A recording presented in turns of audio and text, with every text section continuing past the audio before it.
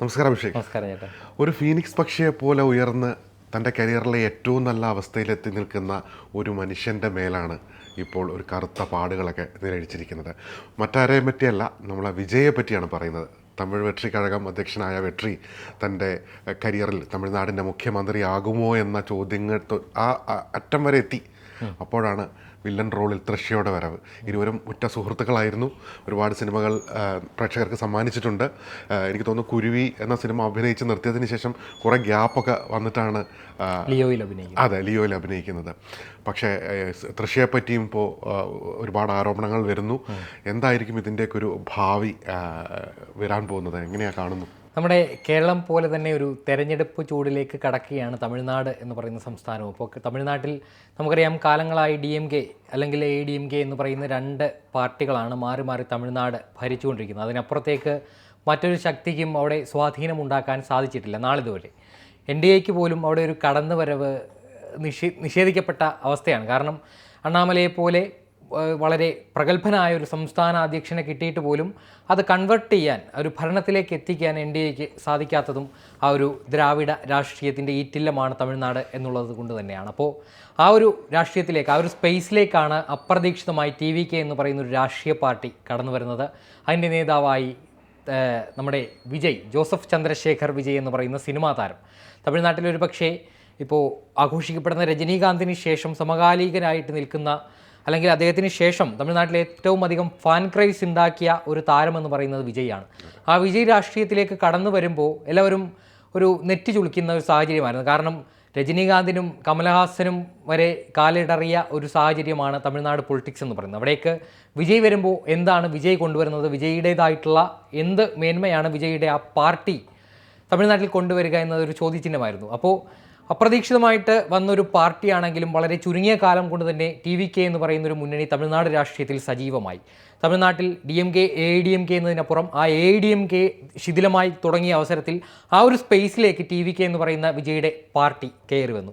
ഇപ്പോൾ DMKക്ക് ബദലായി നിൽക്കുന്നൊരു പ്രതിപക്ഷം എന്ന് പറയുന്നത് TVK ആണ്. അവർ ഇന്നുവരെ ഒരു തെരഞ്ഞെടുപ്പ് മത്സരത്തെ പോലും അഭിമുഖീകരിച്ചിട്ടില്ലെങ്കിലും തമിഴ്നാട്ടിൽ DMKയെ പ്രോപ്പറായിട്ട് എതിർക്കുന്നൊരു നേതാവായിട്ട് വിജയ് ചുരുങ്ങിയ കാലം കൊണ്ട് മാറിയിട്ടുണ്ട്.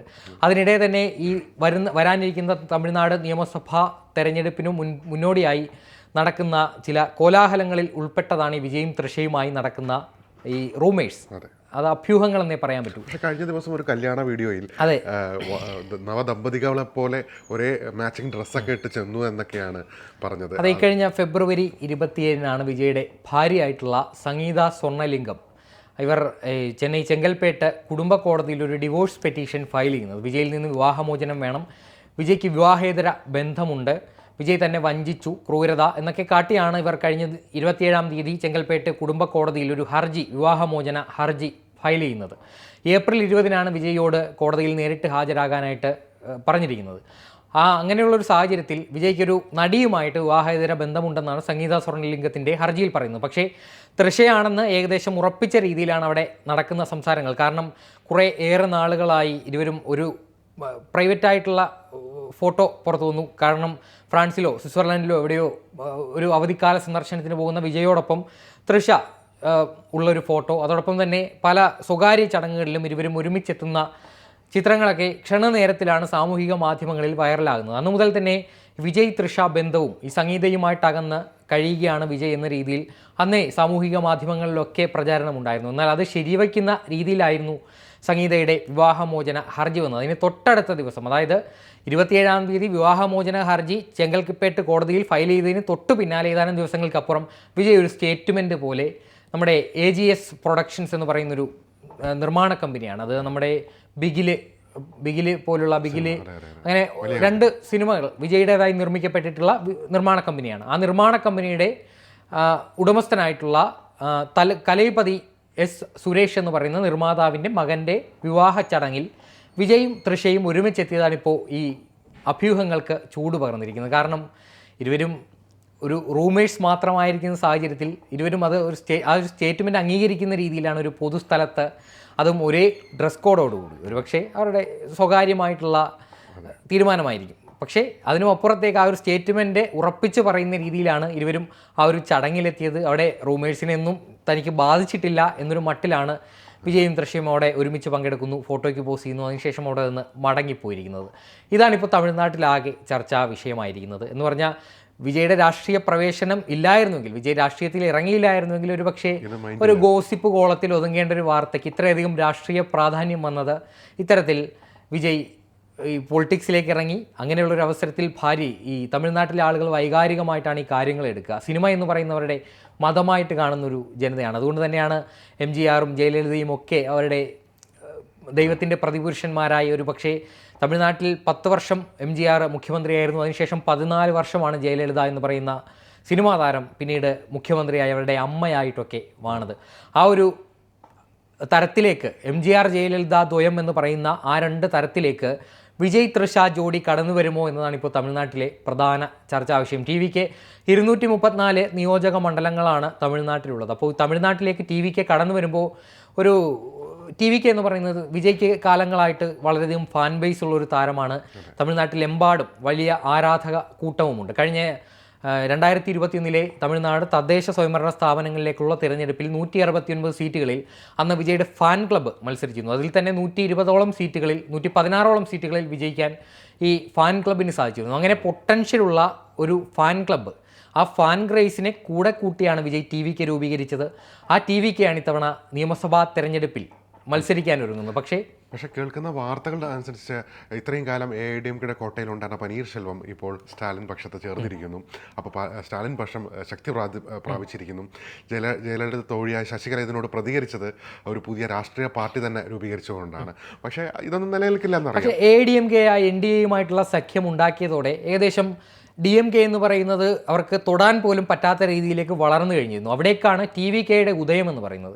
അവിടെ AIDMKയ്ക്ക് ചോദ്യം ചെയ്യാൻ പറ്റാത്ത സാഹചര്യത്തിൽ DMK വളരുമ്പോൾ AIDMK NDAയ്ക്കൊപ്പം നിൽക്കുകയല്ലാതെ അവർക്ക് മറ്റ് വഴികളില്ല. ആ ഒരു അവസരത്തിൽ ഇപ്പോൾ പനീർശെൽവം മറുകണ്ഠം ചാടി DMKയോടൊപ്പം ചേർന്നു. അവിടേക്ക് വിജയ് വരുന്നു. വിജയ് വരുമ്പോൾ വിജയ്ക്ക് ഒരുപാട് പോരായ്മകൾ എന്ന് പറഞ്ഞാൽ സംഘടനാപരമായ ദൗർബല്യങ്ങളുണ്ട്.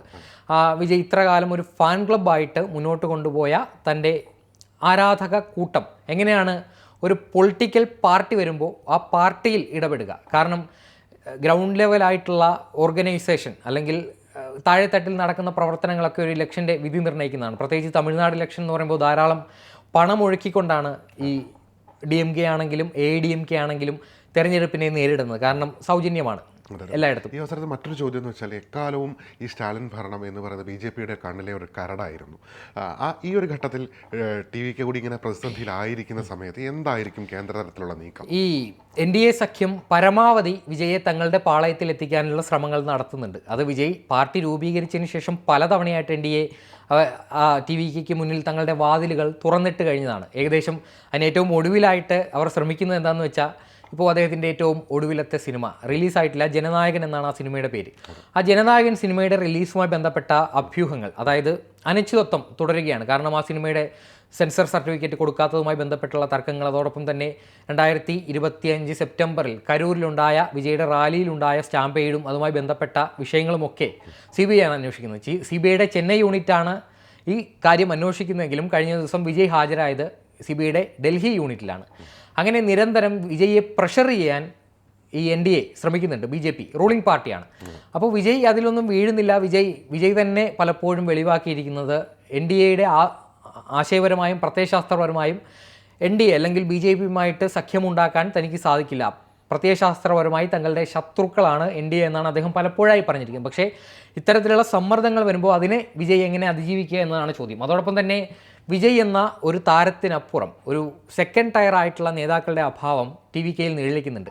ഏതാനും ചില സീറ്റുകൾ വിജയ് നേരിട്ട് പ്രചാരണം നടത്തുന്ന സ്ഥലങ്ങൾ ഒഴിച്ചാൽ ഈ 234 എന്ന് പറയുന്നത് വലിയൊരു സംഖ്യയാണ്. ഈ 234 സീറ്റുകളിലേക്കും വിജയ് ഒറ്റൊരാൾ പോയി താനാണ് സ്ഥാനാർത്ഥി, താൻ എല്ലായിടത്തും മധുരയിലും തഞ്ചാവൂരിലും എല്ലാം താനാണ് സ്ഥാനാർത്ഥി എന്ന് പറയുമ്പോഴും 234 മണ്ഡലങ്ങളിലും വിജയ് തന്നെയാണ് സ്ഥാനാർത്ഥി എന്ന് പറയുമ്പോൾ അത് അംഗീകരിക്കാൻ വോട്ടർമാരെങ്ങനെയാണ് അതിനെ എടുക്കുക എന്നൊരു കാര്യം കൂടി പ്രത്യേകതയുണ്ട്. കാരണം രണ്ടാം നിര നേതാക്കളുടെ അഭാവം, ഏതാനും ചില AIDMKയിൽ നിന്നും DMKയിൽ നിന്നും അടർന്നു പോന്നിരിക്കുന്ന കുറച്ച് നേതാക്കൾ ഒഴിച്ചാൽ TVKയുടെ പാളയത്തിൽ അത്ര പ്രഗത്ഭരായ രാഷ്ട്രീയ മുൻപരിചയമുള്ള നേതാക്കളുടെ അഭാവം കാര്യമായിട്ട് നിഴലിക്കുന്നുണ്ട്.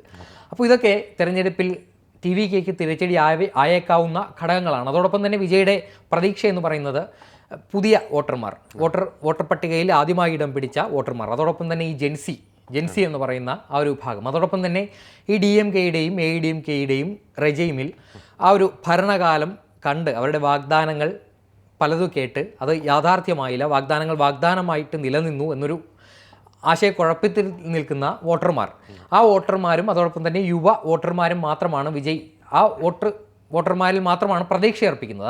അത്രത്തോളം ഫലപ്രദമാകുമെന്നതും ഒരു ചോദ്യചിഹ്നമാണ്. എന്തായാലും ഏതാനും കമലഹാസൻ മക്കൾ നീതി മയ്യം ഉണ്ടാക്കി ആദ്യ തെരഞ്ഞെടുപ്പിൽ തങ്ങൾ ഒറ്റയ്ക്ക് തെരഞ്ഞെടുപ്പിനെ നേരിടുമെന്ന് പറയുന്നു. ആ തെരഞ്ഞെടുപ്പിൽ ഒറ്റ സീറ്റ് പോലും നേടാൻ സാധിച്ചില്ല. പിന്നീട് DMK മുന്നണിയുമായിട്ടൊരു സഖ്യമുണ്ടാക്കുന്നു.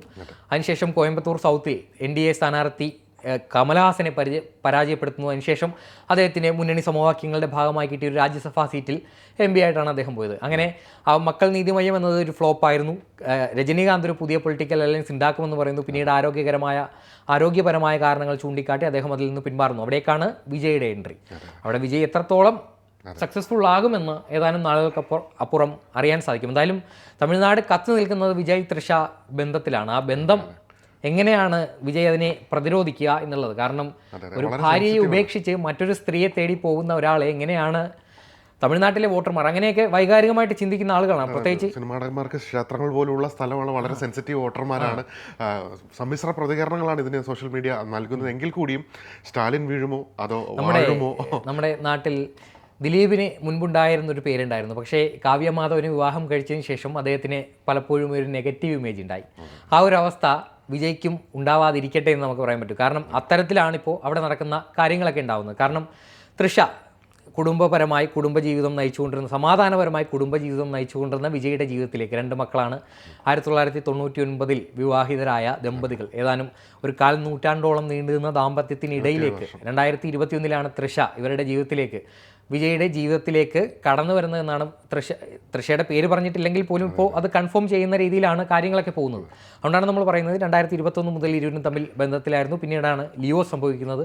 അതിലൊക്കെ ഇരുവരും ജോഡികളായിട്ടാണ് അഭിനയിച്ചത്. അപ്പോൾ അത്തരത്തിൽ സമാധാനപരമായി കുടുംബജീവിതം കൊണ്ടുപോവുകയായിരുന്ന ഒരു നടൻ്റെ കുടുംബത്തിലേക്ക് വന്നു കയറിയ ഇപ്പോൾ കാവ്യമാധവനെ പറയുന്നത് പോലെ തൃഷയെയും വേട്ടയാടാൻ മാധ്യമങ്ങൾ ഈ ഗോസിപ്പ് കോളങ്ങളും അതുപോലെ തന്നെ തമിഴ്നാട്ടിൽ രാഷ്ട്രീയക്കാരും ശ്രമിക്കും. സുജി ലീക്സ് പറയുന്നത് ഗോസിപ്പുകളാണ്. ഗോസിപ്പുകൾ എന്ന് പറയുമ്പോൾ തൃഷയ്ക്ക് ബൈസെക്ഷുവലാണ്. തൃഷ മറ്റൊരു മുതിർന്ന നടിയുമായിട്ട് തായ്ലൻഡിൽ പോയി ഡേറ്റ് ചെയ്തു.